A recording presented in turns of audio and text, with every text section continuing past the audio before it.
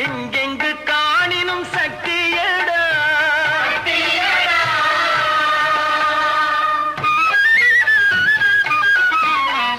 வாழை சுழற்றும் விசையினிலே இந்த வையம் முழுவதும் துண்டு செய்வேன்.